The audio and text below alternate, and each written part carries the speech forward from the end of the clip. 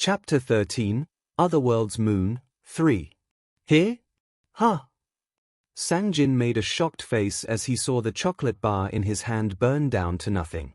One of the few things he took before coming out. When he quickly checked, the contents of his bag and his pockets were disappearing at a fast pace. Saeng urgently looked at Hansu and shouted, "How did this happen?" And then Hansu shrugged his shoulders. "Even if I have psychic powers, how would I know of something like that?" Ah! Saeng looked at the emergency food in his hands that had turned into dust and made a resentful face, but then realized something. Is it possible that the others' food also? As Saeng quickly looked at the outside of the second floor of the cafe that he used to be at, he heard shouts from all around. "What is this? Which bitch planned this out? Goddamn it! Some guy took everything that was piled here. It's all gone. I'll kill you." A deserted city at a single glance. A place that seemed very hard to obtain food at. Everyone had obtained food from the store on the second floor, but logically speaking no one would have thought of going down to the even more dangerous second floor after getting through the first floor, which was filled with green worms.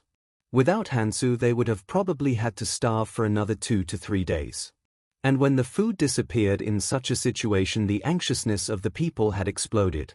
And even rage. As Saeng groaned at the chaos afar, Hansu smiled bitterly. It's really a godforsaken world. Not a single moment will be left in peace. Firstly, because of that moon, all the foods that one had in possession will burn down and disappear. Which meant that it was impossible to stock up on foods and then nibble away at it. That's why I told them to not take them all. TSK. If you leave it in the convenience store, that it does not count as being in one's possession, so it remains. The reason why he had buried it was to share it with the 7 after climbing back up with them. The residents of the Otherworld must scavenge food every day. No matter if you search for every food within the corners. No matter if you kill a beast, find a way to get rid of the toxicity and then eat it. If only it ended there. And soon another change occurred. White light started to come off from people's bodies. As if they were shrouded with moonlight. Hey! Saeng panicked as he saw his chance and then looked around. And then he drooled.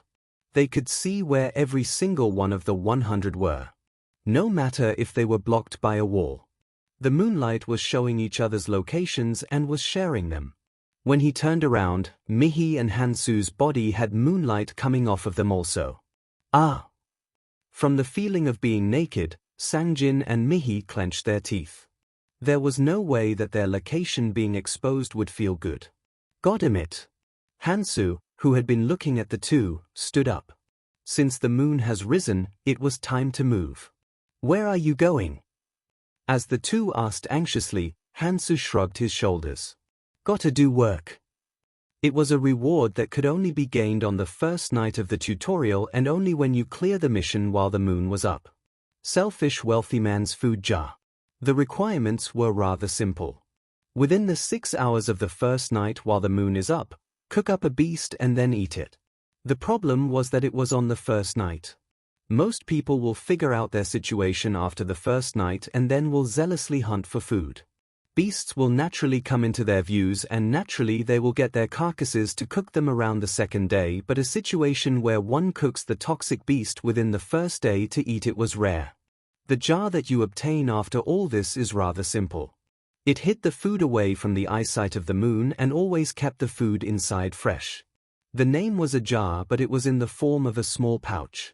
And the storage amount is important. The storage amount was 5 times the amount of food you eat within 6 hours. One person's worth meant 5 people's worth of space, 10 people's worth of food eaten meant that you could store 50 people's worth of food. The fact that you could store food was very advantageous in this situation where that damnable moon was up. He had to eat as much as possible. But I should cook things thoroughly. It was rather simple, but to do that a lot of preparation was needed. Since you need to get rid of the toxins within the carcass. Cooking here.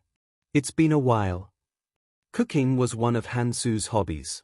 Since it was one of the things that made the tongue happy as well as being one of the small moments of happiness.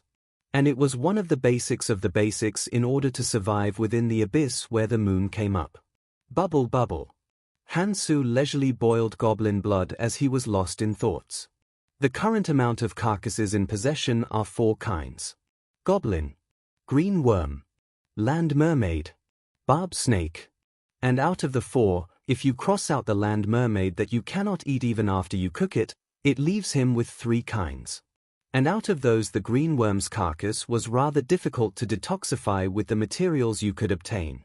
The main ingredients will become goblin and barb snake. In the abyss or the otherworld, if you can cook the beasts well then their meat becomes amazing. One of the friends told him that if you can cook goblin meat well then it's better than most beef, so it's likely that it's true. Bubble bubble bubble. Whilst he was boiling the blood to get rid of the toxins within the meat, Hansa pulled out the kitchen knife embedded on the barb snake, sharpened it and then started to chop the barb snake up. The barb snake has no toxins so you can even eat it right away by making sashimi. The only problem was that it was hard to catch and that there wasn't much to eat because it was mostly hard muscle. He took a slice, chewed on it, and then made a content smile as he gulped it down. It's rather good. The chewy taste was rather good. The seasoning was a little disappointing but the texture itself gave satisfaction. Sangjin looked at Hansu with a priceless expression. Isn't this guy just insane? He was eating the monster meat in such a leisurely way. If somebody saw they might have mistaken him for eating sashimi by the seaside. But whilst Sangjin was cursing Hansu off, Mihi had a slightly different thought. Is that something you have to do too? What are you talking about? The one who had answered Mihi's insensitive question was Sangjin. Mihi replied at that. He could just move away and hunt but he's doing that instead. Hansu had never done anything unnecessary. Hansu, who had continuously reminded them of hunting, was cooking like that, which meant it was a necessary action. There was only reason why Mihi thought like that. Reward. She didn't know what Hansu's psychic powers were exactly, she could guess somewhat. He knew what to do in order to achieve rewards. Hansu looked at that Mihi contently. Good. She was growing up well. But Sangjin wasn't really happy at Mihi's words. He would probably just eat it by himself this time anyways. At those words Hansu looked at Sangjin and then answered. You guess correctly. Here. Sangjin was instead flustered by Hansu's confident words. Goddamn it. What do we do? Jisuan, who was grabbing onto Gangtai anxiously, yelled at Tai-soon. Shouts were coming from afar. Didn't the ones who went to the store first do some tricks on the food? Let's first catch those guys. Their food might be different. I can see them over there. The reason why they didn't invade was because they both had something to eat. Since there was no reason to fight unless they were desperate. But the situation was now much different. If their food disappeared like this every night, and they had to find new food every time, then they had no time to idle around. They could starve to death at a moment's notice. And that problem becomes worse as the size of the group becomes larger.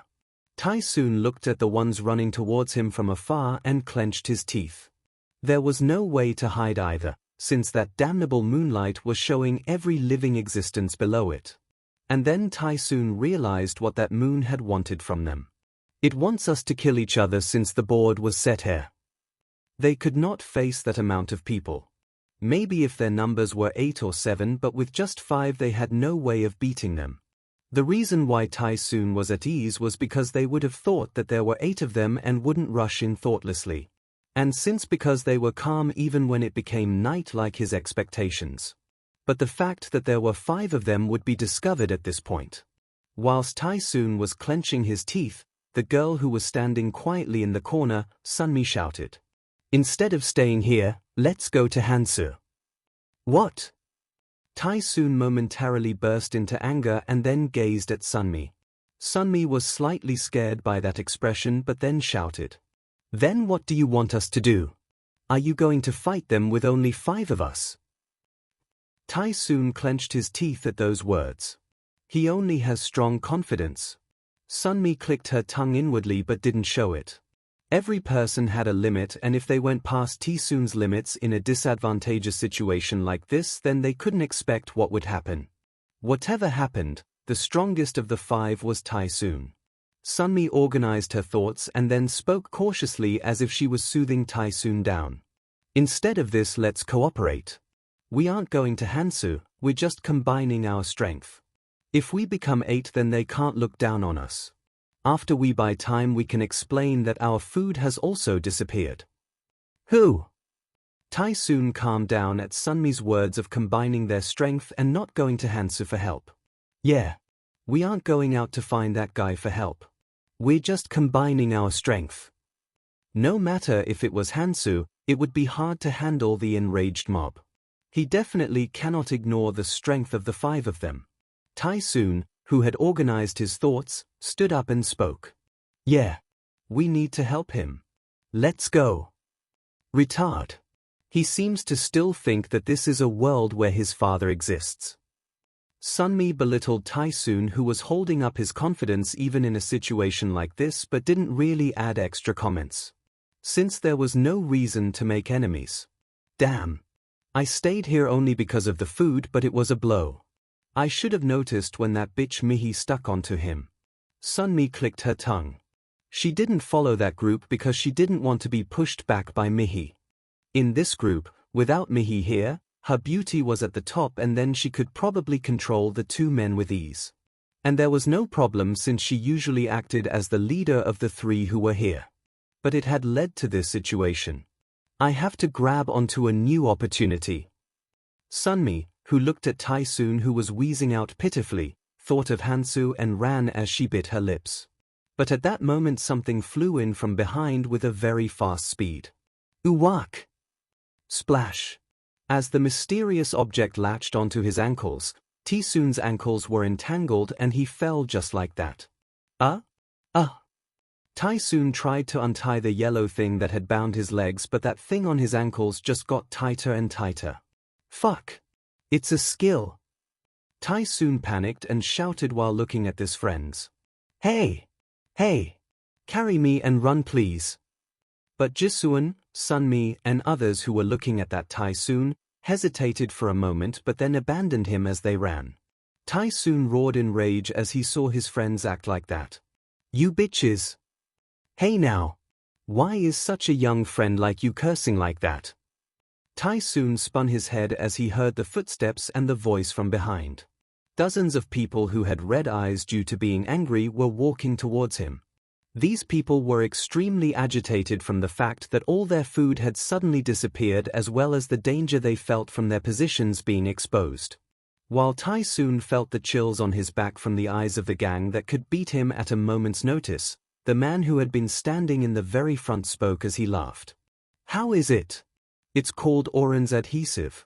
While you guys were doing things, we were also working. Since our numbers were high, things like this dropped. But why is there only 5 of you? Where did the other 3 go? He thought there were 8 of them, but even if he added the ones running away, there were only 5 in total. Tsun rapidly answered at those words. I'll say everything I know. He knew a lot of things about Hansu's group. If they hear about that, they will be tempted. And he was rather skilled too. It wasn't impossible to join that gang. At those words, the leader of the gang, who was standing in the front, Giltai, smiled as he spoke. Such a young guy, I like that you catch on quickly. I'll take you in. But after we take care of something. And then somebody came out from behind. Fuck! As Tsun saw the guy who he had beaten up to slip in towel while coming out of the station, checking him out like a snake, he gritted his teeth. You shouldn't beat somebody up because you feel like it. Since we're going to be together from now on, let's settle things here first. As soon as Guilty's words ended, an unbiased violence started. Puke. Yuck. Ugh. He had a skill too, but maybe due to the enemy having raised his stats for quite a while, or maybe because he wasn't on guard, it felt like his intestines were being twisted and turned. But Tsun held back his screams forcefully. If he screamed, then they will enjoy it more and he will become more pitiful. I'll kill them all. Hansu, who had turned him like this, and the 4 who had abandoned him, he would kill them all. Tai soon grinded his teeth at the 4 lights running and the 3 lights at the end as he was getting beat up. Hansa mumbled as he saw the lights running towards him from afar. They are coming. Selfish wealthy man's food jar. To be honest, this mission had a higher chance of being selected out of the missions. After seeing the statistics, it seemed that this mission had boasted a much higher percentage than the others. But he hadn't seen many people who had obtained this. The method of obtaining it was simple. Eat as much food as you can while the moon is up. But there was a condition. That you needed to be selfish. And that it was only given to the one person who had eaten the most. Since it was a selfish wealthy man's food jar, he could not share anything he cooked himself. While he couldn't hide himself anywhere. While everybody was going crazy from the disappearance of food. If you can get through this situation and selfishly hide and eat the food, only then the jar will show off its powers. As if it meant that you need to at least do that much to hide the food from the moon. Anyways, the guy who had selected the mission really had an evil hobby. Hansa laughed at Saeng and Mihi. If you don't like it, then you can leave. It seems like there will be a lot of guests for the meal. First night of the tutorial. The experience and the situation of the tutorial from the people of the final brigade had different, but where was a common point? That nobody went through it with ease. Something always blew up on the first night. Perhaps I will be able to complete a lot of missions tonight. Hansu started to warm up his body slowly as he chewed on the barbed snake's meat.